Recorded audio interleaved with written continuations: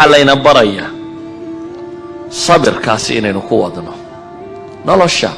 وحتى مادياتك يدا وعلى ده تيمور لينك نبغرتوين كي هراء كم دبوها waxay dhahdaan ciidan watay baa la jabiyay markii la soo jabiyay ayuu god galay soo waxba haynin isagoo iska quuso godka ku jira baa la yiri ayuu waxa arkay godka quraanjo yar oo meel fuuraysa uu eego dhagax yar siba si koraysa markaas ay soo dhacday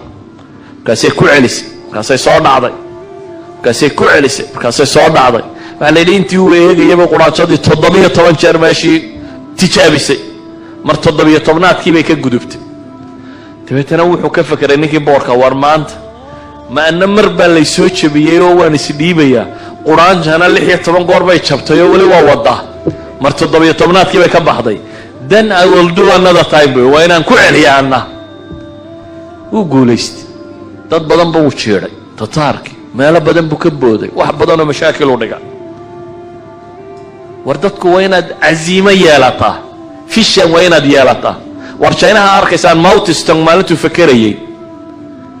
isagoo inaan yara oo 22 jira oo jaamacad jooga oo qismi falsafa dhigta oo sanadkii labaad ku jira ayay fikradani gashay inuu China bedelo qiyaas arday yar oo jaamacad dhigto second year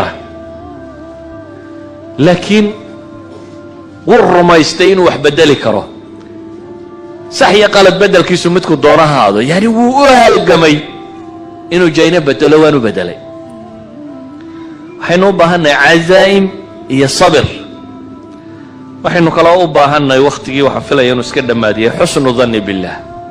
in ilaahay ku kalsoonaato qadiyatu alhijra wa garanaysa ma dhannuka bi ithnayn Allahu thalithuhuma nabi Muhammad isagoo qura iyo Abu Bakr oo kaliya iyagoo god ku jira oo la isdul taago Ilaahay Abu Bakr la Ilaahay rasuulkiisa waa la arkaya ayuu nabigu wuxuu ku yiri ma dhannuka bi ithnayn Allahu thalithuhuma Abu Bakr maxaad u malaynaysaa labo إلهي يصدح وياه سبحانه وتعالى يعني لبا الله ولمانيا معيد يسهل ترتوا قولي سنيا إذا حسن الظن بالله ما لف يعني إنه إلهي كقمنا إن نقصن وحين قالوا ضاهنا هي العمل الدؤوب عمل شوكتا إنه نسوينه عمل كدقال قرمها حينو ضاهنا عمل ضد السلمانتي مؤسساتنا مساجدنا قرآن كدغيسان دعوة شيغيسان مساكين توحسينيسان قودين تعيد قودينيسان قفكو الشقاده halka kaga habboon waa inuu qabtaa war taariikhda waxay noo tilmaamaysaa cid mafiiq taariikh ku gashay mafiiqinta laag mafiiqda soo taqaaniin xaaqin waxa wax lagu fiiqo lagu xaaqo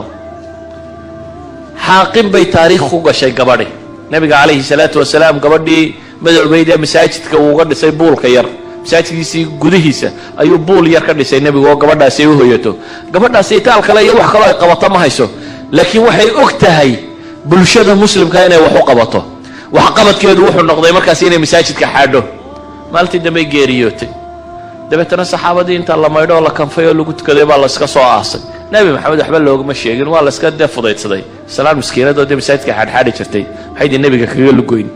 inta la aasay baa la soo nabigu maalintii dambe yiri war meeda islaanti markaas la yiri waqti geeriyootay ilaahay rasuulkiisiyo hal aadantumuni bu nabigu war maxay igu soo sheegi weydeen haday geeriyootay maxay igu soo sheegi weydeen xabaasheeday tusa xabaasheedii intuu tagay nabigu buu ku soo tukaday la tusay taariikhda haweentani waxay ku gashay mafiiq waxa lagaaga baahan inaad shaqo qabato qof muslima baa tahay inaad wax qabatid war masaajidka la fiiqa taariikh lagu gala idan dadku wada haliyay dagaalama iyo janan maaha laakiin dadku qof wal oo bashariba contribution buu leeyahay wax uu qabanaya waxa la inooga baahan waxa weeyaan al-amal ad-da'ub inaynu la nimaadno waa inuu soo saari karno bulsho muslima oo taariikhda gali karta waxaan filayaa walaalkay wuxuu ii dhinac fadhiyaa inuu ii sheego inay dhamaatay anna waxaan idin sheegayaa oo